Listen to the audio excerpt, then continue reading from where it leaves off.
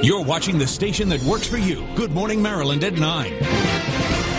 Elderly abuse is a serious issue affecting many in our Baltimore area. Just last week, you probably remember this story. Baltimore City Police arrested a man, 80-year-old Philip Reed, accused of beating his 83-year-old wife, Glennie, to death.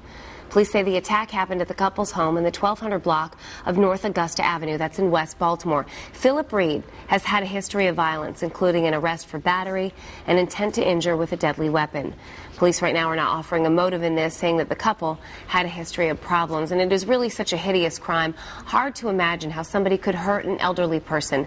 But it's a sad reality that it happens here in our community in many different forms. That's why Joanne Williams, who is the director of the Baltimore County Department of Aging, is here this morning, not only to talk to us about this, but tell us what we can do.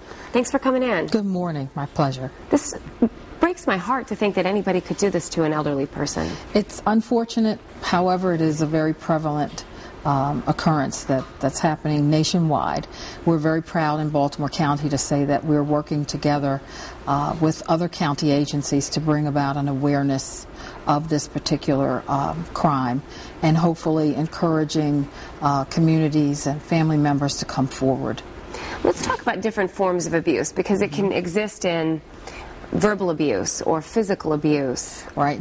Quite naturally you think of the physical abuse, but it does come in very many forms: emotional, psychological, verbal abuse, as you just mentioned. And of course there's financial exploitation. And these things, again, happen every day, and they're happening all over the country.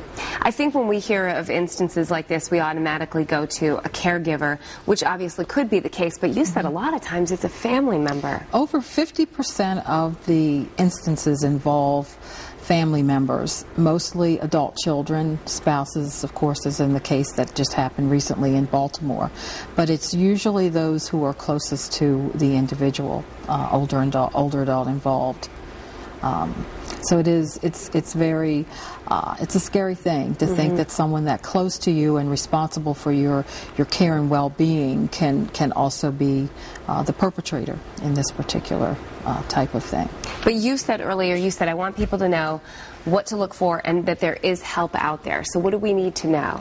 Well, the community needs to know that they should step forward and report if you see something suspicious in not only your own home but in a neighbor's home. Come forward, contact the police, Adult Protective Services at both the state and the local levels. Work very hard with regard to, again, educating individuals and providing help, coming in and, investigating complaints and those types of things. So there's help available. We estimate that only about 1 in every 14 cases are reported. Wow. So that's where the challenge is. It's getting the education out there to the community about. Because how else would you know if it's not reported? I mean, Absolutely. It's really a tough one. It's tough that a lot of seniors feel that they have no other choice, and they're stuck with the particular situation that they're in, and there's no hope. But there is hope, and we're all a part of the solution. And you guys are really letting people know about this with a rally. I think that's a neat idea. Tell me about that. We're very excited today, beginning at 12 noon at Patriot Plaza, which is the main courthouse area in Baltimore County on Washington Avenue. The county executive and all of our partner agencies will be kicking off a rally. We'll have lots of information, brochures, written types of information that people can come along and pick up and take with them. And we'll all be speaking about what we're doing as a coalition. Fire, police, the libraries, the state's attorney's office, and the health department and social services. We're all part of the coalition in Baltimore County to bring about this awareness and education that we think will help prevent, hopefully, and curb.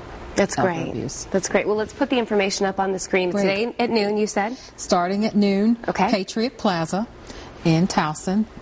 That's on Washington Avenue in Baltimore County. All right, so if you have questions, this is your opportunity to go and get some answers. It's completely free, happening from 12 to 2, and if you miss that, give our newsroom a call or check out abc2news.com. Great. Joanne, always good to see you. Thank you so much. Thank you for coming in. Let us know how it goes today, okay? We will. All right, Cherie.